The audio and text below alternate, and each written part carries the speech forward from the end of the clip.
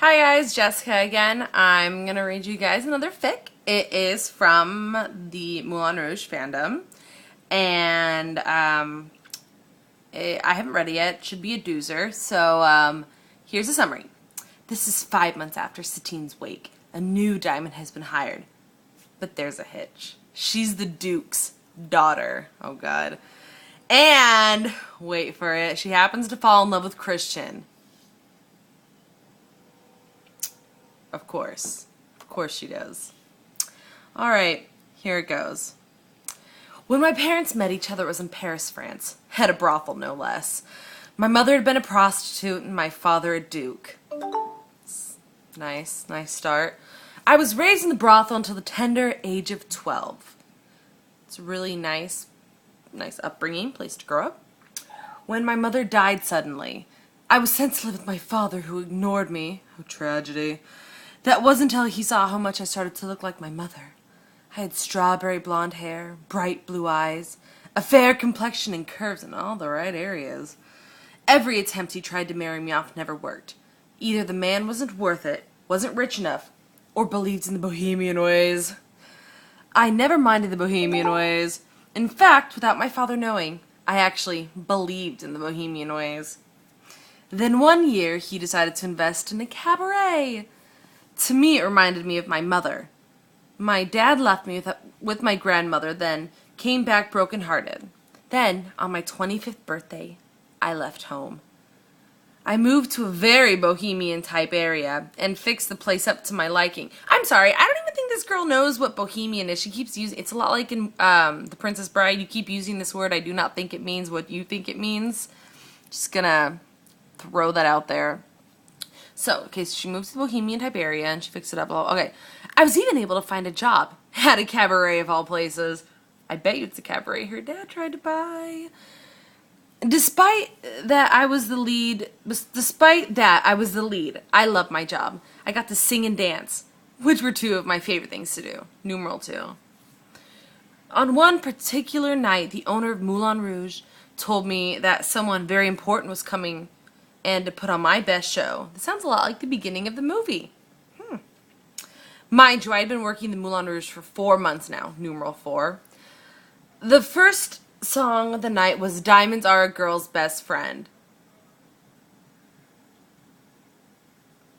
So I got ready and perched myself on the hanging trapeze. This is the same exact performance from the movie. Okay. It then lifted in the air as my stomach churned. Midway through the song, when I was in the throng of can-can dancers with Harold Zidla, the owner, he told me that the man was waiting to see me in my room after the number. Of course, for poetry reading. I got excited, then he told me to look up at the second level. I looked through the can-can girls' dresses and looked up. I gasped sharply and was shocked to see my father. What does he look like? He has the red hair and mustache. You've got to be kidding me. I can't do this. And why not, my dove? It's ... complicated. If you do this and he signs to keep the place afloat, you can stay the diamond. I know you love this job. God, fine. I'm doing this for you. It may not go as planned, just so you know. Woo, she's agreeing to incest. That doesn't matter, pigeon. I giggled at Harold's pet name for me. They were cute and funny. I finished the song and hurried to my room, which used to belong to my predecessor. I quickly changed into a modest outfit just as the door slammed open? Never heard that phrase before. I slightly groaned, then popped out from my dressing partition. Daddy? What do you think you're doing here? Do you know how worried I've been about you? Now I find out the new diamond is my own daughter? Daddy, please, I love it here. No, you're coming home right now. Daddy, please, Mama would have approved. That's because your mom was a hooker, okay? That's what stopped my father from trying to drag me out. How dare you bring your mother up? She would have not approved of this. Yes, she would have. I know, so on my 10th birthday, she told me she wanted me to become like her. Because every single mother wants their daughter to grow up to be a prostitute. Well, I'm not letting you. I'm your father, for God's sakes. Daddy, please.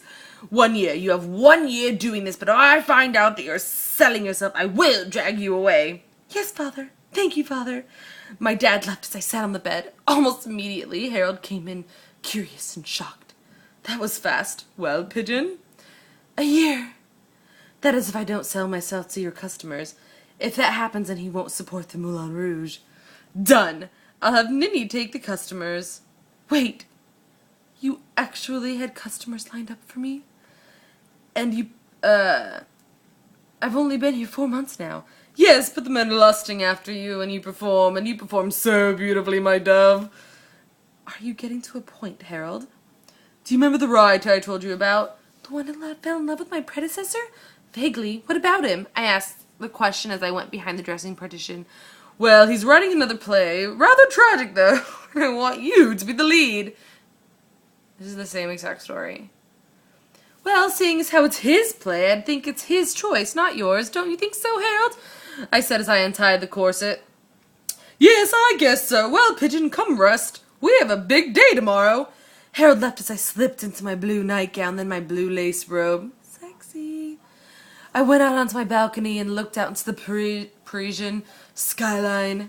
I went up to the top of the elephant and sat in a gazebo. I leaned against the pole, then started quietly singing. That's all the chapter. You know what? Sometimes people are bad at putting their thoughts together, and you just aren't the best. Like, I don't know, but sometimes they have really good ideas. They might not be the best writers, but they'll have good ideas. But this is literally the same one as the movie. I mean, well, the movie was better, let's be honest. So that's it. That is Fake from the Moulin Rouge fandom. Hope you guys liked it. See you around.